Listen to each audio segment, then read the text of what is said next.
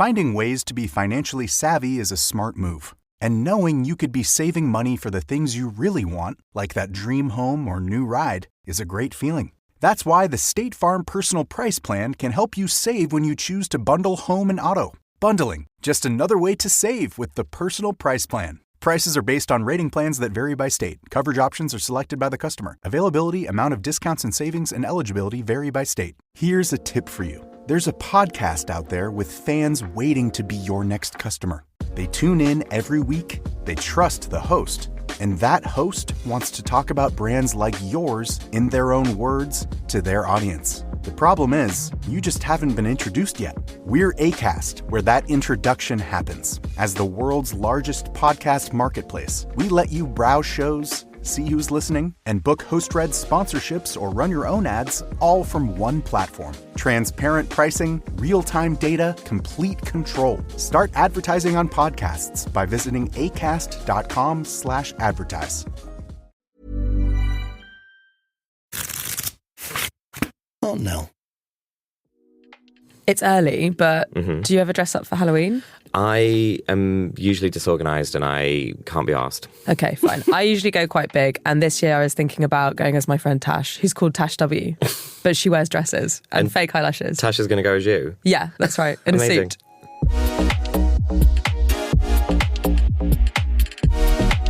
You're listening to The Logbooks. These are the stories of our lives. We are Tash Walker and Adam Zmith.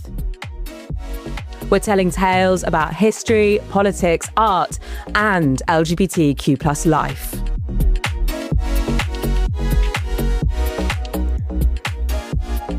So Tash, what's the story? I saw the drama last night. The film? Yes. With Zendaya and Robert Pattinson, Twilight. Yeah, it's good. It's interesting. I needed escapism and it gave me that. Okay. They're all quite awful and I enjoyed watching them be awful people. Yeah. And it asks a really interesting question. It's hard to talk about it without giving any spoilers, so I won't.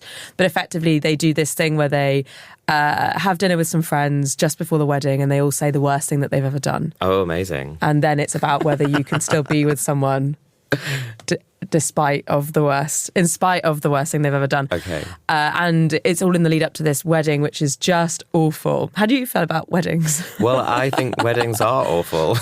Like, by definition. Don't invite me to your wedding. I'll come to the party after. Yeah, the party's good. I always feel like I'm about to burst into flames at weddings. Yeah, I just feel like you're doing, you say that your love is like for you and it's this private special thing and you want to share it, but then you're sort of like renting me to be at your wedding to share, to like prove that your love is real, but then it's real because it's just the two of you. I don't know, like, well, yeah, that's confusing. That's going down a whole nother trail of thought. Should we have a little ad break? Yes. Finding ways to be financially savvy is a smart move. And knowing you could be saving money for the things you really want, like that dream home or new ride, is a great feeling. That's why the State Farm Personal Price Plan can help you save when you choose to bundle home and auto. Bundling, just another way to save with the Personal Price Plan. Prices are based on rating plans that vary by state. Coverage options are selected by the customer. Availability, amount of discounts and savings, and eligibility vary by state. While every other channel is fighting for your customers' attention, podcasts are where they've already given it. No one accidentally listens to a podcast for 45 minutes. They choose to be here. They trust the voice in their ears. And when that voice talks about your brand, it doesn't sound like advertising. It sounds like a recommendation from a friend. Acast gives you that trust at scale. Digital precision, host-read authenticity, and performance data that proves it worked. Don't fight for attention. Buy it with Acast. Learn more by visiting acast.com/advertise. What have we got, Tash, for this episode's messy middle? Good question, Adam. Yeah. Well, we love stories, don't we? Mm-hmm. And we love history and queer history. And I've been thinking more and more about all the ones that we don't know about. And so much of our work is uncovering those stories because, and we use these words interchangeably, they've been hidden or have they actually been censored? Or are they actually in an archive? You know, deep down in the basement where you have to book an appointment and turn up on a specific day, and all of these hoops that you have to jump through to be able to access them, or they're in a museum that you don't feel welcome in. So it got me thinking, and I came across this amazing zine which is called Inherent Vice. I've actually got a copy here for you to have a look at, Adam. Okay. I'll pass this over to you. Okay. And it is all about queer history and archives, and it's made by people, and articles within it are written by people who work within the heritage and archive, gallery, library, museum sector. I'm having a look through now. It's so good. It's really visual. It's amazing. And it's all about trying to push forward for a bigger collective understanding of queer heritage. Okay. And I wanted to find out more about the person who set it up. So I jumped on my bike and I headed over to have a chat with Shoun, who is the brains behind it all.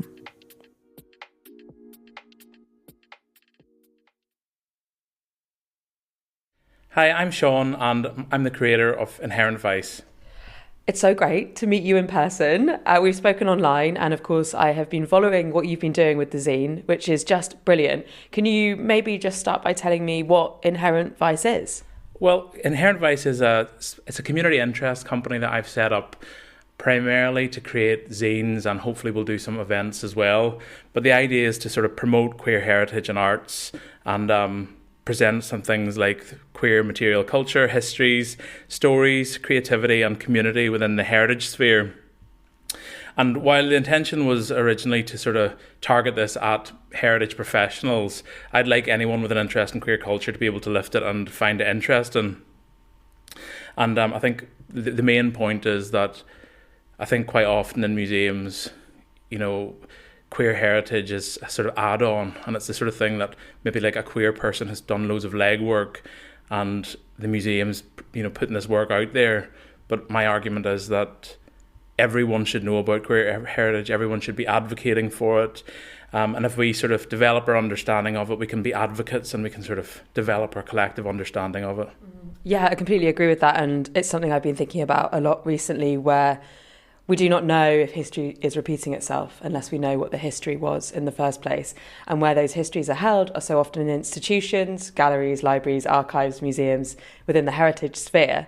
I came across Inherent Vice in the amazing Common Press bookshop on Brick Lane. And I was really drawn to it. I love the way it looks. It's brilliant. But you were talking just then about it, initially thinking that maybe it would be a part of something for the heritage sector. Do you work within that sector? Is that part of why the zine came about? Yeah, so my day job is a museum object conservator, actually. And then, as a queer person, I have an interest in queer heritage. And in my own time, I was trying to consider ways in which I could connect this practice with this interest in queer heritage in some sort of maybe research or project of some sort. And I'd done lots of reading around queer museum practices, community engagement, particularly within conservation. And I felt there was a bit of a gap there. So the more people I spoke to, whether they be like conservators, curators, museum practitioners of any sort, I became more and more aware that this sort of gap existed.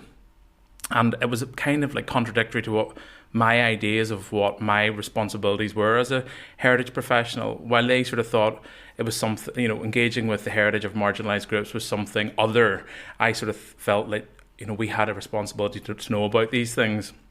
And so rather than go down a sort of formal academic research route, I thought, let's take all these ideas that I've been researching and put them into a zine. That way I can have a bit of fun with it. There's, I can ask questions that don't have an answer. I can sort of influence a little bit.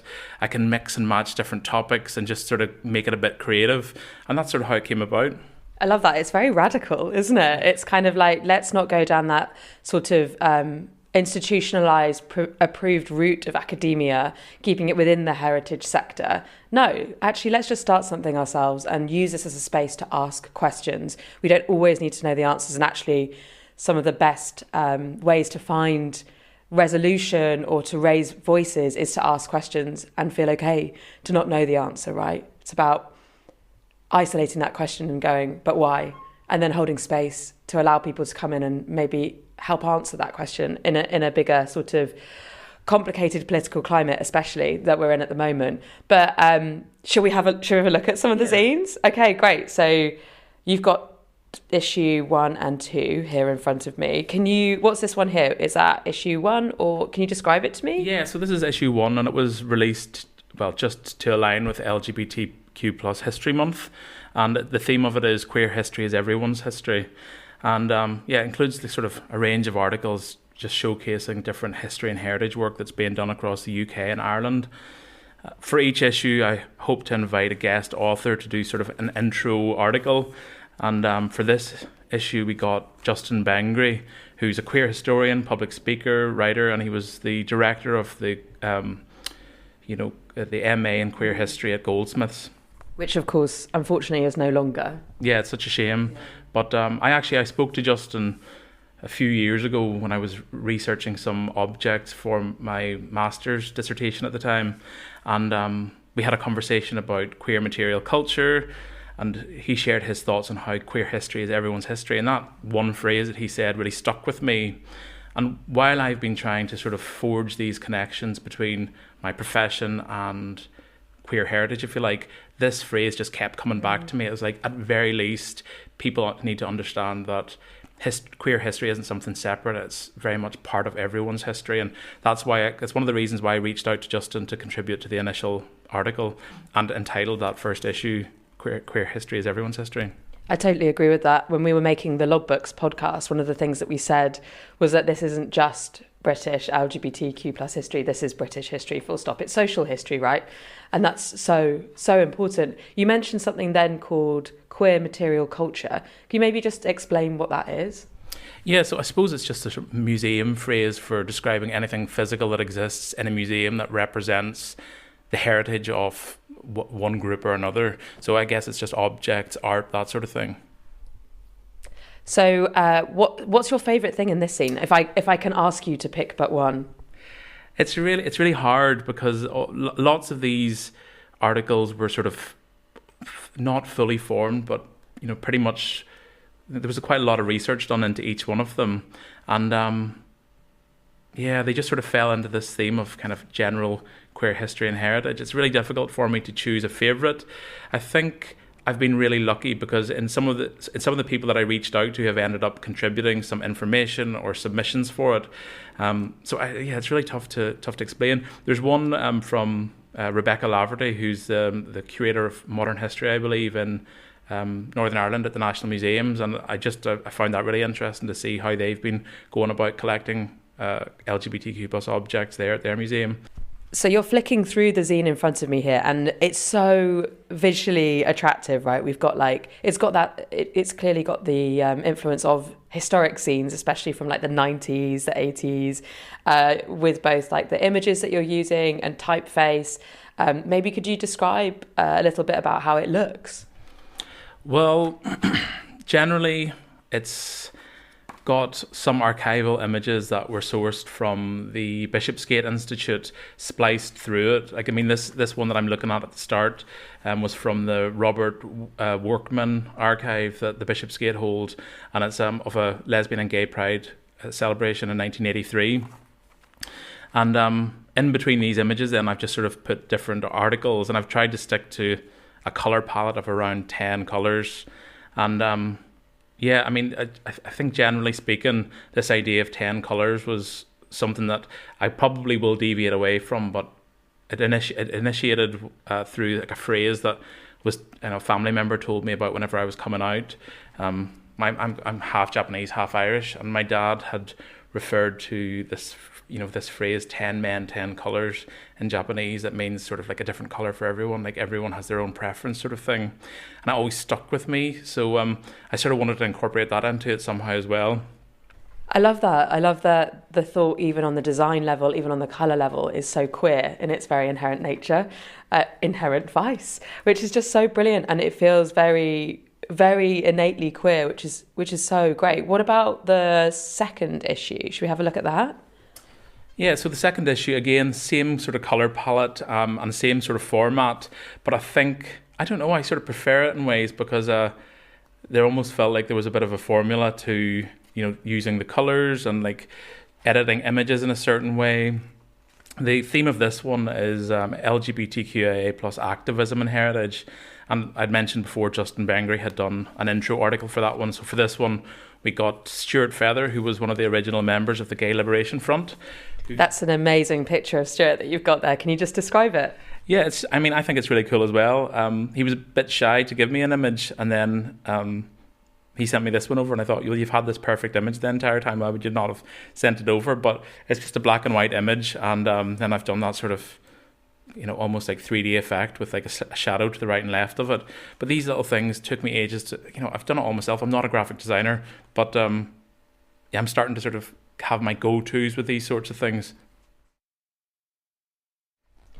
And what about this issue? What are some of the things that you've got in here that you're really enjoying about? Yeah, so I'm just exploring kind of, I guess, radical kind of approaches to human rights in heritage and examining this intersection between queer and activist identities. I mean, obviously the Bishopsgate Institute is one of the first articles. You can't really talk about queer heritage without talking about the Bishopsgate Institute. Every other article seems to feed back to it. We have a living archive by ACT UP London, which again touches on the Bishopsgate, and we spoke to Dan Glass about his sort of work and sort of liaising with the archive and sort of taking those objects out, taking them, to protests and whatnot, which is such a cool, way of an archive to exist, I think. The People's History Museum in Manchester, obviously they have loads of sort of activist heritage, and I spoke to some conservators there as well that sort of talked to me a bit about their experience preserving these things. Being a conservator, I'm always trying to like draw in a bit of preservation or conservation just to sort of make it, I don't know, interesting to conservators and collection carers, if you like. But I mean, this one in particular I thought was really cool. It was it's called A Dress to Remember, and it's based on a dress by the drag queen Panty Bliss, who's based in Dublin. And this dress they wore to a speech that they made in 2014 at the Abbey Theatre, and it was just before the marriage referendum that happened there, and it sort of, there was a lot of momentum building up and tension building up in the country, and this was one of these moments that went viral. Panty doing this speech at the Abbey, and the National Museum of Ireland acquired this dress, and I spoke to Brenda Malone, who at the time was one of the curators who were sort of responsible for developing this collection, and how it came about, and how the public responded to her call out, and how she spoke to Panty and tried to get the dress, in a very kind of like gently kind of proposed way. It was such a cool story, and obviously again being Irish, I love it. So yeah. And the dress it's purple, and it's got like are these feathers around the collar? Yeah, gold sort of feathers around the collar, and this was designed by a costume maker called James David Seaver, who is the head of costume at the Gate Theatre, I believe, in Dublin. But generally speaking, this is the only sort of work that he does outside that job, this costume making for Panty. Otherwise, he just works fully at the Gate. But one of the upcoming issues that we're going to look at is queer makers on their objects, and just to sort of speak to artists and makers about how they would like queerness in their objects preserved long term. So I actually got to interview James, and there'll be an article, going into his practice a little bit more and some thoughts on queer preservation in another issue. I love this, and throughout all of the things that you're touching on in these two issues so far, so much has been covered, is that you are adding to the archive as part of this as well. It's like, not only are you bringing things out of the archive from images and photos, of which we don't have that many, right?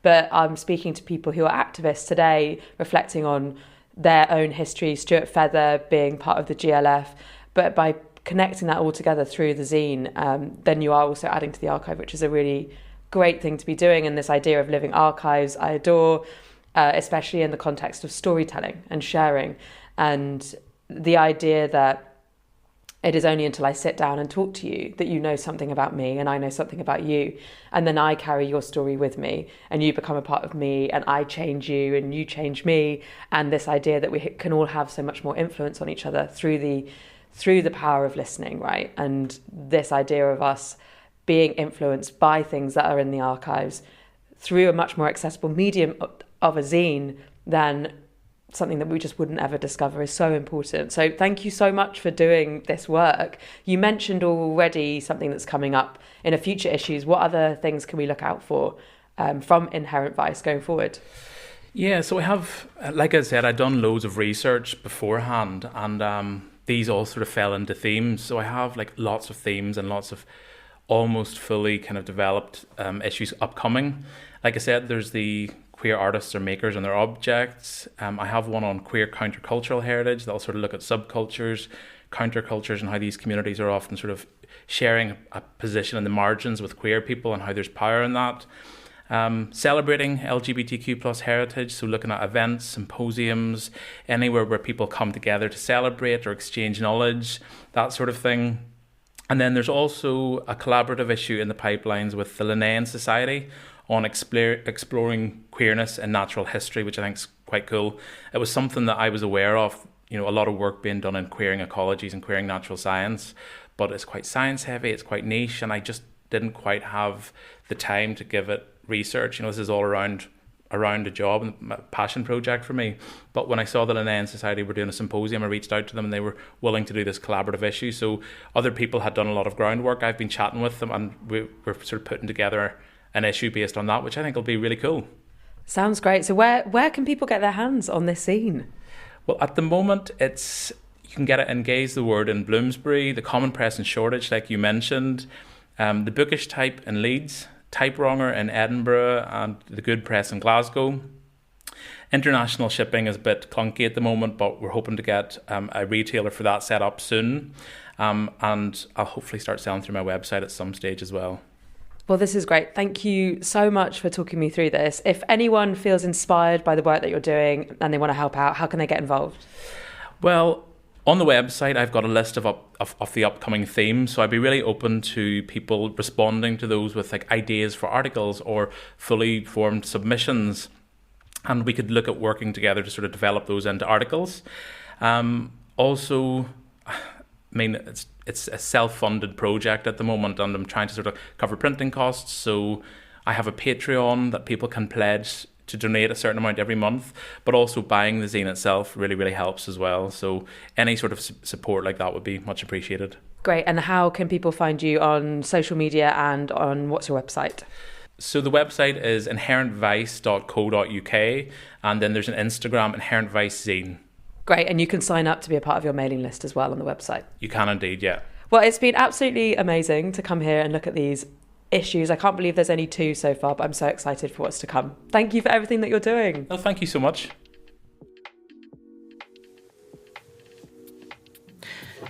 So I've got this copy in my hand. That was great listening to Shoun talk about it, and now you've given me this copy so I can go away and like read it at my leisure. And it is like very like zine-y. It's kind of like the design is like as if it's been like cut and pasted and photocopied and stuff like that. Although it's actually a bit more professional than like photocopying. It's very professional, I think. Yeah, it's good. You must have spent some money printing it. And it smells nice. I like the smell of it. But I do think it's great that someone who's like working in the heritage sector is focusing on the world outside of that heritage sector. So, the zine is for people that are heritage professionals, but also for anyone with an interest in queer culture. So hopefully he can bridge that gap, and that is a great intention that he's trying to do. So that's really good. And you've got a poem in it. Dear Section 28 by Tash Walker. I do, yeah. And actually it was a poem that I turned into an audio piece for Shortcuts, the amazing podcast that is no longer by Falling Tree on BBC Radio 4. And actually we can have a listen to it now. Dear Section 28. I don't know if you'll remember me, but we met when I started school in 1989. It was the year after you arrived. Thanks to Maggie and her magic words about people like me. Children are being taught they have an inalienable right to be gay. I've always quite liked aliens. I can't seem to forget that date now, 24th of May, 1988. I asked a teacher once, when you were around, if she was gay. I felt lonely. I thought she might be able to help me. No, she said. Years later, an email. Sorry, it said. I guess she was too afraid, 'cause you'd been listening since 24th of May, 1988. She called you a pernicious piece of legislation. Pernicious. I'd not heard that word before. I could almost feel the pain and anger as she exorcised you from her mouth. She told me, "You changed her." She said, I've never been the same since 24th of May, 1988. And you stuck around until 2003, your last year in school, just like me.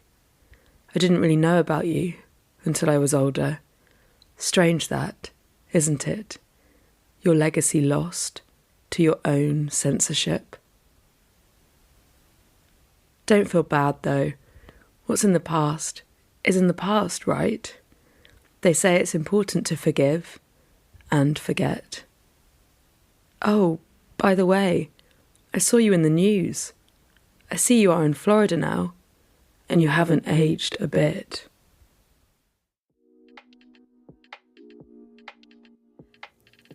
Adam, what are you going to be doing this week? Well, today is polling day. Oh, it is. In the local elections, Tash. And so I will be trundling down to the local library and casting my ballot for the local council. I live in Southwark, so I get to elect my councillors in Southwark.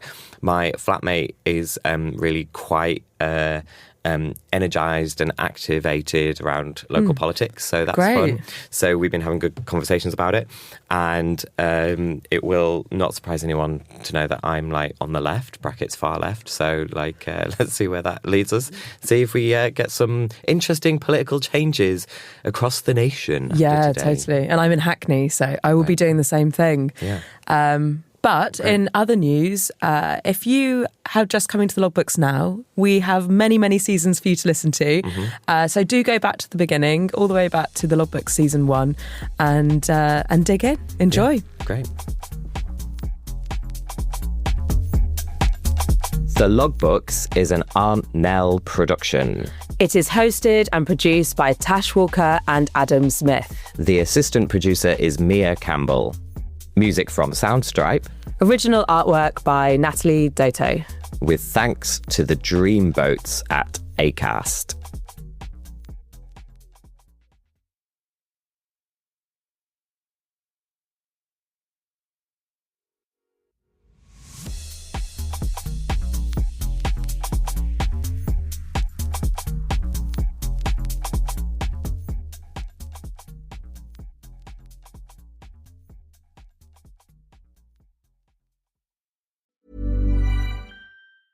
Finding ways to be financially savvy is a smart move. And knowing you could be saving money for the things you really want, like that dream home or new ride, is a great feeling. That's why the State Farm Personal Price Plan can help you save when you choose to bundle home and auto. Bundling, just another way to save with the Personal Price Plan. Prices are based on rating plans that vary by state. Coverage options are selected by the customer. Availability, amount of discounts and savings, and eligibility vary by state. Here's a tip for you. There's a podcast out there with fans waiting to be your next customer. They tune in every week, they trust the host, and that host wants to talk about brands like yours in their own words to their audience. The problem is, you just haven't been introduced yet. We're Acast, where that introduction happens. As the world's largest podcast marketplace, we let you browse shows, see who's listening, and book host-read sponsorships or run your own ads, all from one platform. Transparent pricing, real-time data, complete control. Start advertising on podcasts by visiting acast.com/advertise.